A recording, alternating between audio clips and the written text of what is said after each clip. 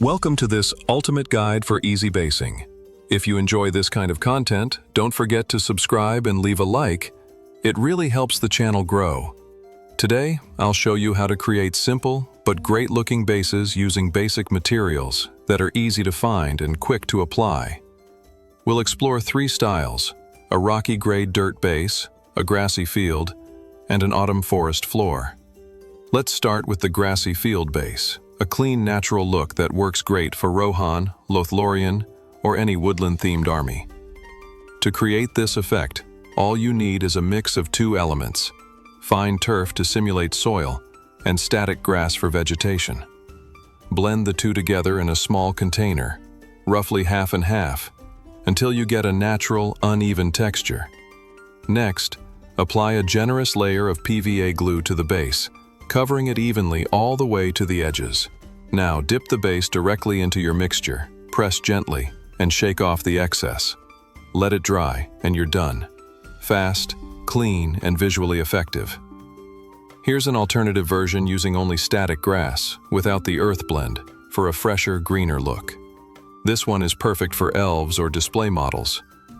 And by simply adding a small flower tuft, like in this second miniature, you can give your base a subtle but beautiful touch of detail. Now let's move on to the rocky gray base, perfect for ruins, mountains, or the strongholds of Isengard and Gondor. We'll be mixing 2 types of sand, one coarse, one fine, to give texture and depth. Blend the sands until you get a nice varied grain. The coarse sand creates structure, while the fine sand fills the gaps for a more natural finish.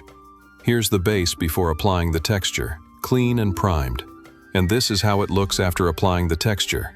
Still unpainted, but the surface is already rich with detail. Once it's dry, prime it black to prepare for dry brushing.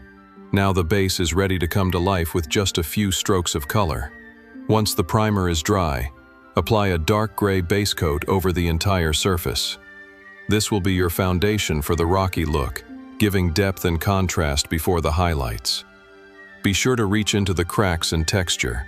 You want full coverage without losing detail. Now it's time for the magic touch, dry brushing. Use a lighter gray and gently brush across the surface to bring out the edges and textures.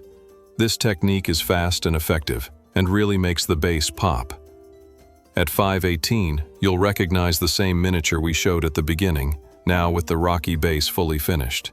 Depending on the tones of gray you use, you can create anything from harsh mountain stone to dusty ruins or volcanic ash. Our final base is inspired by the forest in autumn. Warm tones, fallen leaves, and natural scatter for a more scenic effect. Start by painting the entire base with a rich brown tone. This will give depth beneath the foliage and help the leaves stand out. Next, apply a layer of scatter foliage while the glue is still wet. This mimics fallen leaves, moss, or forest debris. You can press it down gently for better adhesion and texture. To finish, add a few larger leaves or tufts on top to create contrast and complete the forest floor effect. It's a great choice for elves, rangers, or any model that belongs in the wilds. Thanks for watching. I hope you found these basing techniques useful.